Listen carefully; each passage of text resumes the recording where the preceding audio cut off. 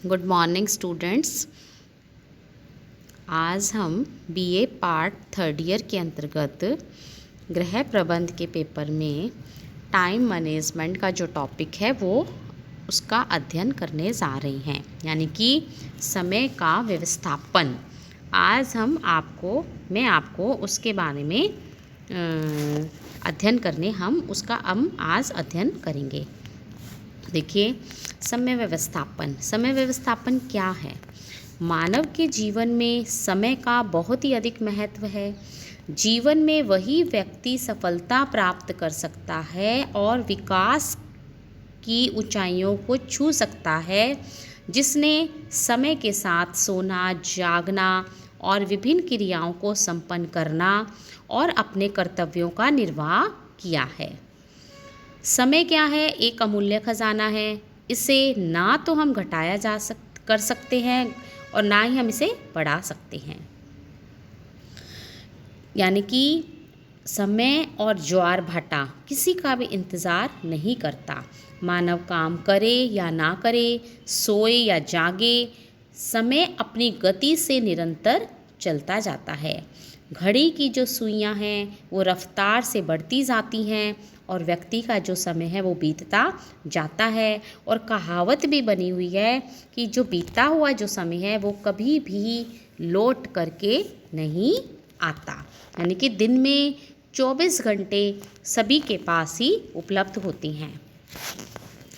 पारिवारिक लक्ष्यों और उद्देश्यों को प्राप्त करने के लिए गृहिणी को समय का व्यवस्थापन करना आना चाहिए। यानी कि जो लोग समय का मूल्य समझते हैं, समय के अनुसार ही अपने कार्यों को करते हैं, वो ही व्यक्ति अपने पारिवारिक लक्ष्यों को भी प्राप्त कर लेते हैं।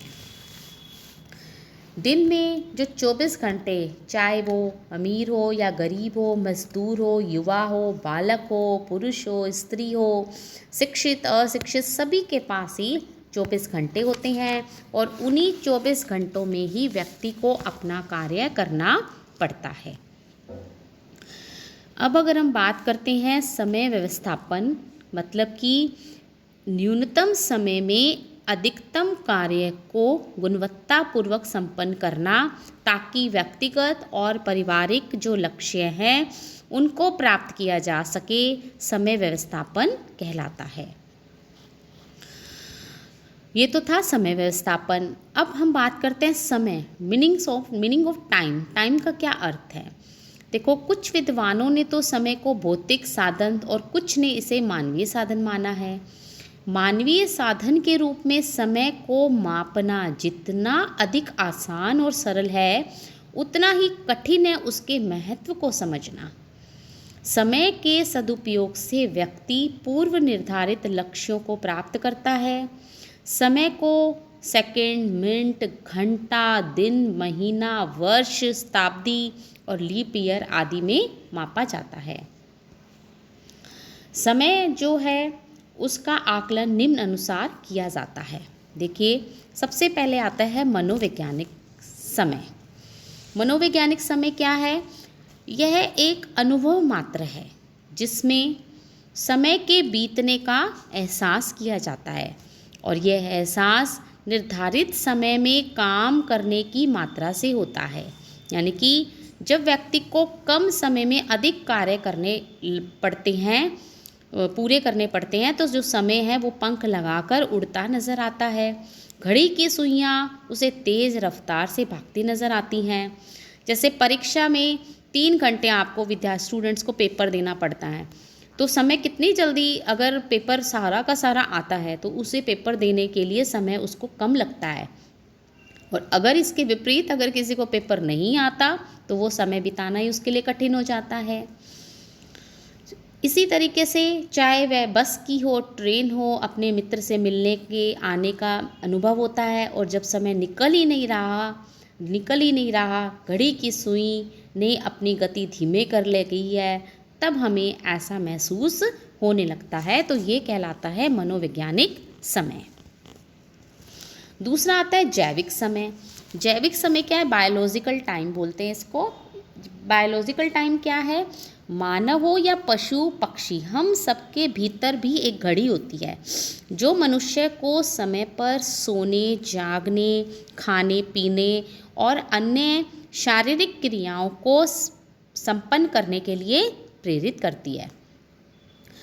प्रातः सुबह उठते ही हमारी नींद खुल जाती है। समय होने पर हमें भूख का एहसास होता है। सोने के समय आने वाली नींद एवं आलस्य का एहसास होने लगता है। सुबह चिड़ियों को कोई भी जगाने नहीं जाता। वे स्वयं ही उठकर चींची करते हुए आकाश में विचरण करती हैं और शाम होते ही वे अपनी नीड़ में घोंसले में आ जाती है। ये जो सभी जो क्रियाएं हैं, ये जैविक क्रियाएं या जैविक समय का ही उदाहरण है। तीसरा आता है समय चक्र, क्लॉक टाइम। प्रत्येक व्यक्ति के पास दिन में क्या होते हैं, 24 घंटे होते हैं और उसी 24 घंटों में ही उसे अपने समस्त कार्यों को निपटाना पड़ता है और प्रत्येक कार्य का एक निर्धारित समय होता है, जैसे कि सुबह उठना, जागना, रात्रि सोने का समय, कार्यस्थल का समय, विश्राम, मनोरंजन का समय, टहलने और घूमने फिरने का समय, खेलने कूदने का समय, दिन रात का होना, मौसम का बदलना, सर्दी गर्मी बरसात का होना, ये सभी समय चक्र के अंतर्गत आते हैं, जिसका कि संबंध पृथ्वी और सूर्य से होता है। समय और शक्ति का आपस में गहरा संबंध है।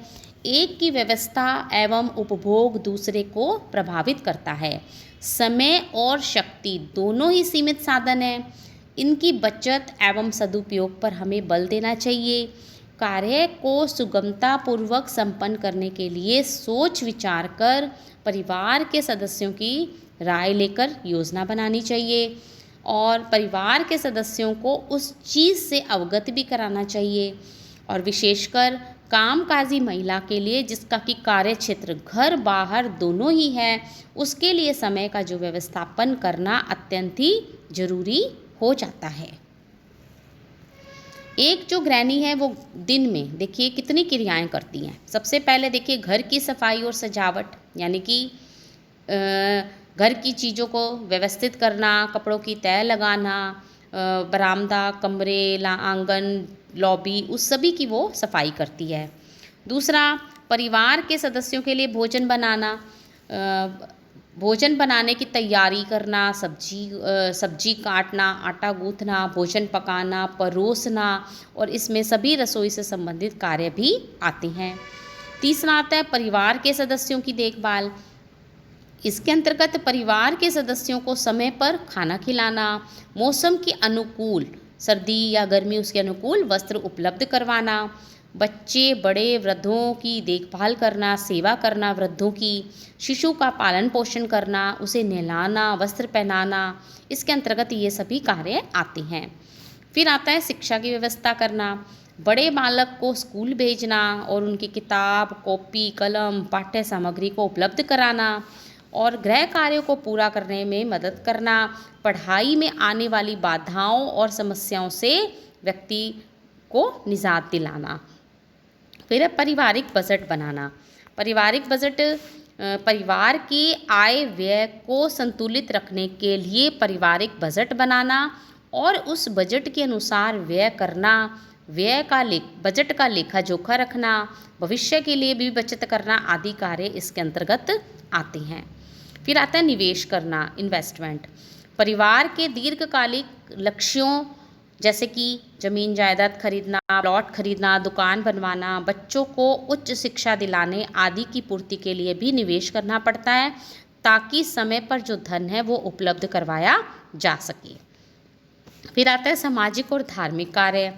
पारिवारिक एवं सामाजिक परंपराओं को निभाना, जैसे कि शादी ब्याह, मुंडन, जन्मदिन पार्टी, शादी पार्टी हो गया आदि में भाग लेना, तीज त्यौहार मनाना, पर्व त्योहारों को उत्साह और उल्लासपूर्वक मनाना, मृत्यु होने पर दाह संस्कार करना आदि कार्य इसके अंतर्गत आते हैं। फिर निर्देशन, गाइडेंस। परिवार के विभिन्न सदस्य, चाहे वो बालक है, किशोर किशोरी, नौकर, उनको समय समय पर भी निर्देशन देना ताकि वे कार्यों को निपुणता और कुशलतापूर्वक वो उन सभी कार्यों को कर सकें। फिर आता है स्वयं की देखभाल, सेल्फ केयर। जो गृहिणी है उसको उपरोक्त सभी कार्यों को करने के साथ साथ उसे अपने स्वयं की देखभाल करने के लिए भी समय निकालना आवश्यक है, क्योंकि यदि वह समय पर लापरवाही बरतेगी तो वह ना तो पारिवारिक कार्यों को समय पर पूरा कर सकेगी और ना ही परिवार के सदस्यों को कोई लाभ पहुंच सकेगा। तो ये उपरोक्त कार्यों को समय पर संपन्न करने के लिए समय का उचित विभाजन किया जाना चाहिए, ताकि काम समय पर बिना थकान उत्पन्न हुए हो सके और परिवार के सदस्यों को विश्राम और मनोरंजन के लिए भी पर्याप्त समय मिल सके। तो ये जितनी भी ये जो मैंने आपको अभी बातें बताई हैं, ये थी हमारी सारी की सारी दिन के जो 24 घंटे हैं उसमें गृहिणी कौन कौन सी सारे कार्य करती है उसके बारे में मैंने अभी आपको बताया है। इन सभी पारिवारिक क्रियाओं को समय पर पूरा करने हेतु गृह प्रबंधक को निम्न बातों पर ध्यान देना चाहिए। देखिए, पहला, गृह कार्यों की योजना बनानी चाहिए और परिवार के सभी सदस्यों को उस चीज़ से अवगत कराना चाहिए। दूसरा, विभिन्न कार्यों को करने में कितना समय लगेगा इसका ज्ञान होना चाहिए। समय का विभाजन करते समय परिवार के सदस्यों की आवश्यकताओं और हितों का भी ध्यान रखना चाहिए। समय शक्ति बचाने के उपकरणों को सही दिशा में रखना और उनका उपभोग समय पर किया जा सके। कार्य विभाजन करते समय सदस्यों की योग्यता एवं क्षमता का भी ध्यान रखना चाहिए। कार्य करने की उचित विधि का ज्ञान होना ताकि कार्य सरलतापूर्वक संपन्न किया जा सके। कौन सा कार्य कब करना इसका ध्यान रखना ताकि अधिक थकावट नहीं हो। भारी काम करने के उपरांत हल्का कार्य करना। विश्राम और मनोरंजन के लिए भी पर्याप्त समय निकालना। विभिन्न क्रियाओं को संपन्न करने हेतु अनेक प्रकार के अल्टरनेटिव्स विकल्पों का भी चयन करना, मतलब कौन सा विकल्प इस कार्य को करने के लिए अच्छा है जिससे कि हमारे समय की बचत हो, समय शक्ति जो है हमारी दोनों ही चीज़ों की बचत हो सकती है। और जो सबसे मुख्य बात है कि 2 से 3 जो काम हैं उनको एक साथ निपटाना, जैसे सब्जी पकाते समय आटा गूंथना, बर्तनों की सफाई करना, सलाद बीच में काट सकते हो, चटनी बना सकते हो, कपड़े धोने हेतु भिगोने के बाद घर की सफाई करना, साफ़ किए हुए कपड़ों को प्रेस करना और उन्हें तह करके रखना, ये सब भी कार्य इसी के अंतर्गत ही आते हैं। तो ये जो जितनी भी थी आज मैंने आपको बताया कि समय कौन कौन सी होती हैं, बायोलॉजिकल समय क्या होता है, ठीक है, मनोवैज्ञानिक समय क्या होता है और समय चक्र यानी कि क्लॉक टाइम क्या होता है, और एक गृहिणी को पूरे 24 घंटे में कौन कौन से कार्यों को निपटाना होता है, ये सारी जो चीज़ें हैं वो इस टॉपिक में हमारे आज कवर हो गई हैं। आप मेरे इस यूट्यूब चैनल को लाइक और सब्सक्राइब करना भी ना भूलें। धन्यवाद।